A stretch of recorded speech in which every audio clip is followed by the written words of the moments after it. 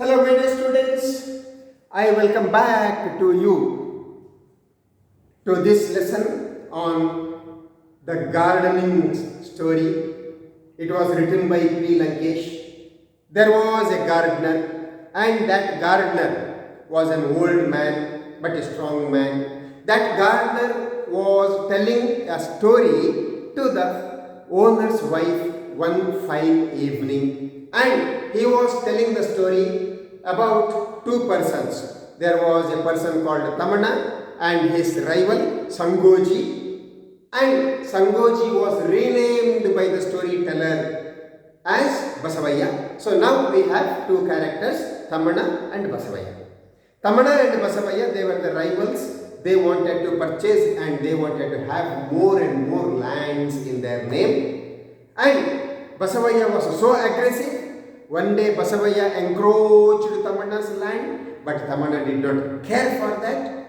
So he started a new strategy of fighting against Basavaya. That was preparing ballads. He wanted to prepare the ballads, Lavanigalu.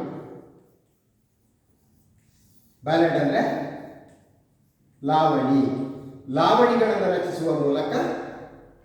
ಲಾವಣಿಗಳನ್ನು ರಚಿಸಿ ಹಾಡುವ ಮೂಲಕ ಬಸವಯ್ಯನಿಗೆ ಉತ್ತರ ಕೊಡಲಿಕ್ಕೆ ಶುರು ಮಾಡಿದ. ಆ ಲಾವಣಿಗಳಲ್ಲಿ ಏನಿತ್ತು? ಬಸವಯ್ಯನ ಕ್ರೌರ್ಯದ ಬಗ್ಗೆ ಹೇಳ್ತಾ ಇದ್ದ. ಇದಕ್ಕೆ ಬಸವಯ್ಯ ಏನು ಮಾಡಿದ? ಅವನು ಕೂಡ ಅವನಿಗೆ ಹಾಡಲಿಕ್ಕೆ ಆಗ್ತಿರ್ಲಿಲ್ಲ, ಆದರೆ ಅವನು ದೊಡ್ಡ ಒಂದು ಬಂಗಲೆಯನ್ನು ಕಟ್ಟಿ ಅಲ್ಲಿಗೆ ವಿದ್ವಾಂಸರನ್ನೆಲ್ಲ ಕರೆಸಿ ತಮ್ಮಣ್ಣನನ್ನು ಬೀಟ್ ಮಾಡಲಿಕ್ಕೆ ನೋಡಿದ.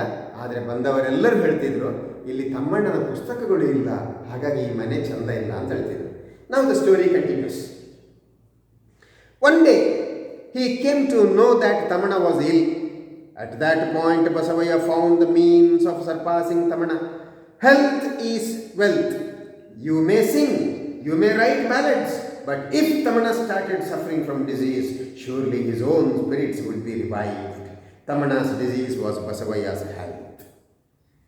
ಬಸವಯ್ಯನಿಗೆ ತಮ್ಮಣ್ಣನನ್ನು ಏನು ಮಾಡಿದರೂ ಸೋಲಿಸಲಿಕ್ಕೆ ಆಗ್ತಿರಲಿಲ್ಲ. ಯಾಕಂದರೆ Thammanna was a good singer, good ballad composer, ಉತ್ತಮವಾದಂಥ ಲಾವಣಿ ರಚನೆ ಮಾಡ್ತಿದ್ದ.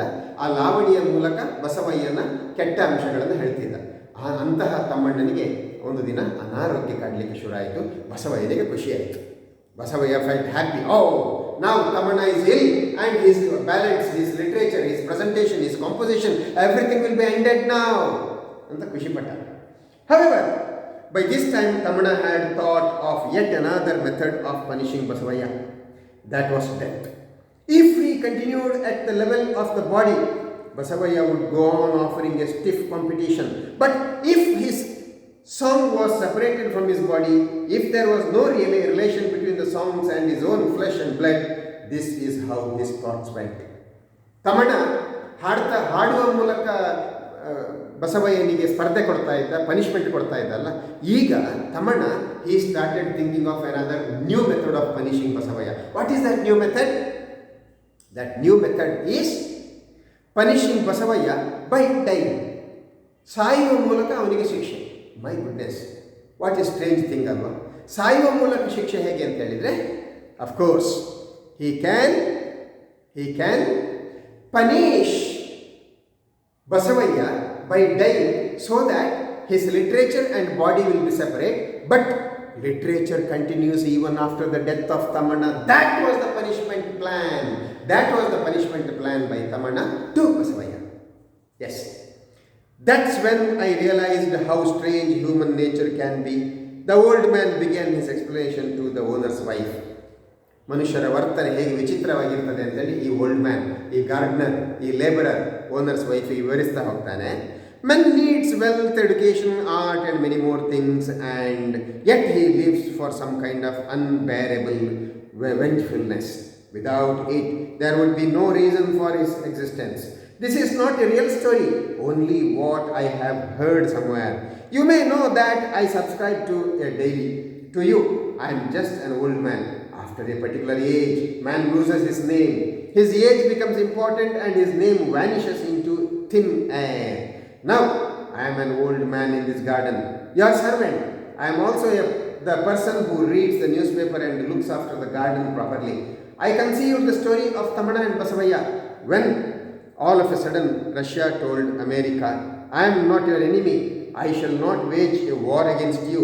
What must you have been the reaction of America, the sworn enemy of Russia, to this declaration? Probably you will not understand the agony and boredom of America once it knew Russia was no more an enemy. A nation is capable of withstanding strains like this, but a human being cannot. I suffered a similar fate.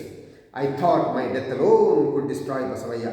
I gave up everything and started off.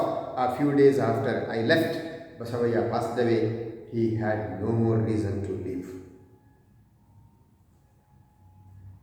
This is how the twist occurred in the life. So now the storytellerನಲ್ಲಿ ತಮ್ಮಣ್ಣನ part ಯಾರ್ದು? That old man, he himself is Tammanna. Tammanna ಇವಾಗ ಸ್ಟೋರಿಯಲ್ಲಿ ಹೇಳ್ತಾನೆ owners wife ಜೊತೆ. Thammanna decide ಮಾಡಿದ ಸತ್ತ ಮೇಲೆ ಬಸವಯ್ಯನಿಗೆ ಬುದ್ಧಿ ಬರ್ತದೆ ಅಂತ. ಯಾರು ಸತ್ತ ಮೇಲೆ? ನಾನು ಅಂದರೆ ತಮ್ಮಣ್ಣ ಸತ್ತರೆ ಬಸವಯ್ಯನಿಗೆ ಬುದ್ಧಿ ಬರ್ತದೆ ಅಂತ ತಮ್ಮಣ್ಣ ಗ್ರಹಿಸಿಕೊಂಡ. ಅದಕ್ಕೆ ಉದಾಹರಣೆ ಕೊಡ್ತಾನೆ. America and Russia had a the competition, conflict and unbearable hatefulness between them. ಸಹಿಸಲು ಸಾಧ್ಯವಾದಂತಹ ದ್ವೇಷ ಅವರ ಮಧ್ಯೆ ಆಯಿತು. But one fine day America said with Russia, you are no more my enemy, you are my friend. So there after the cold war started. ಶೀತಲ ಯುದ್ಧ ಆರಂಭ ಆಯಿತು. Similarly Tammanna one day said, I am going to die my dear Basavayya, I am going to dye. ನಾನು ಸಾಯ್ತಾ ಇದ್ದೇನೆ ಅಂತ ಬಸವಯ್ಯನಿಗೆ ಹೇಳ್ತಾನೆ. With that Basavayya collapsed. ಅದನ್ನು ಕೇಳಿ ಬಸವಯ್ಯ ಕೊಲ್ಯಾಪ್ಸ್ ಆಗಿ ಬಿಡ್ತಾನೆ. ಅದನ್ನು ಕೇಳಿ ಕೊಲ್ಯಾಪ್ಸ್ ಆಗಿ ಎಷ್ಟರ ಮಟ್ಟಿಗೆ ಹೋಗ್ತಾನೆ ಅಂತ ಹೇಳಿದರೆ, ಬಸವಯ್ಯ ಡಲ್ ಆಗಿ ಒಂದು ದಿನ ಬಸವಯ್ಯನೇ ಸತ್ತು ಹೋಗ್ತಾನೆ. ತಮ್ಮಣ್ಣ ಸಾಯಬೇಕು ಅಂತ ಯೋಚನೆ ಮಾಡಿದ್ದು, ನಾನು ಸಾಯುವ ಮೂಲಕ ಬಸವಣ್ಣನಿಗೆ ಟಾಂಗ್ ಕೊಡಬೇಕು ಅಂತ ಎನಿಸಿದ್ದು. ಬಟ್ ನಾನು ಸಾಯ್ತೇನೆ ಅಂತ ಹೇಳಿ ಕಳಿಸಿದ ಕಾರಣ ಬಸವಯ್ಯನೇ ಸತ್ತು ಹೋಗ್ತಾನೆ. That is the twist.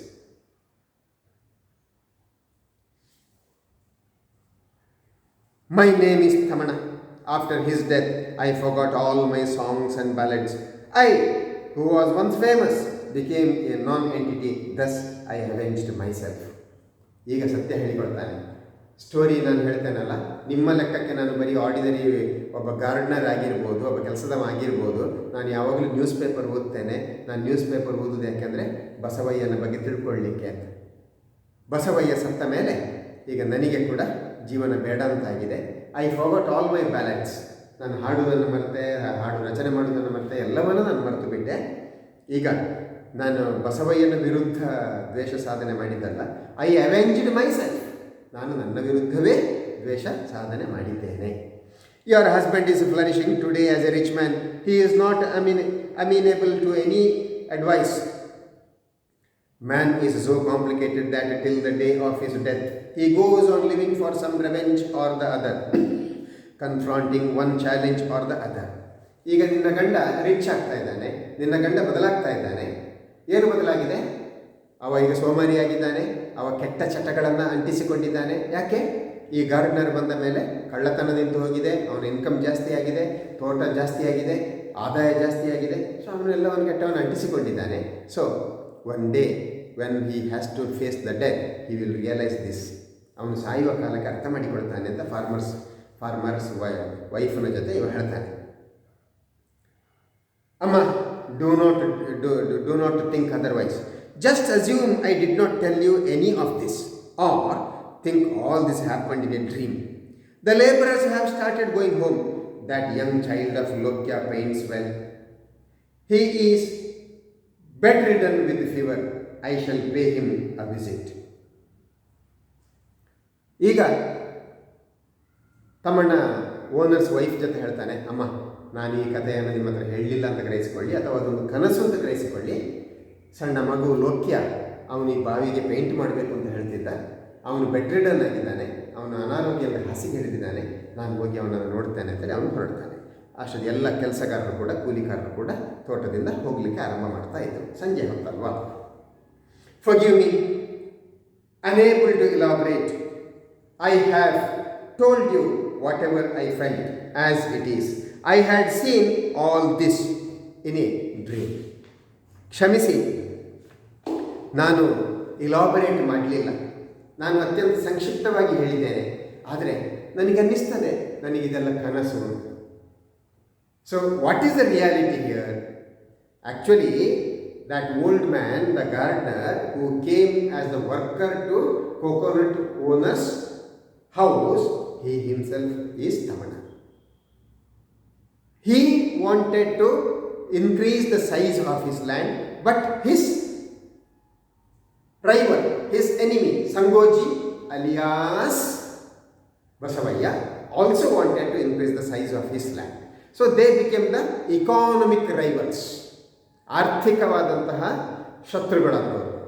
And one day Basavayya encroached 200 acres of land, but Tammanna did not think of approaching the court of law or police.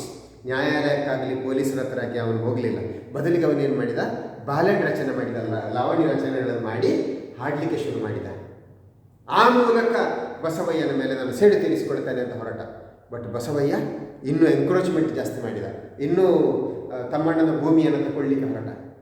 ಆಗ ತಮ್ಮಣ್ಣ ಯೋಚನೆ ಮಾಡಿದ, ನಾನು ಸಾಯಬೇಕು, ನಾನು ಸತ್ತಾಗ, ನಾನು ಹಾಡುವುದನ್ನು ನಿಲ್ಲಿಸಿದಾಗ, ನನ್ನ ಹಾಡುಗಳು ಮಾತ್ರ ಪಾಪ್ಯುಲರ್ ಆದಾಗ, ಆಗ ಬಸವಯ್ಯನಿಗೆ ಬುದ್ಧಿ ಬರ್ತದೆ. ಇದು ಅವನಿಗೆ ಸರಿಯಾದ ಪನಿಷ್ಮೆಂಟ್ ಅಂತೇಳಿ ಬಸವಯ್ಯನಿಗೆ ಹೇಳಿ ಕಳಿಸ್ತಾನೆ, ನಾನು ಸಾಯ್ತೇನೆ.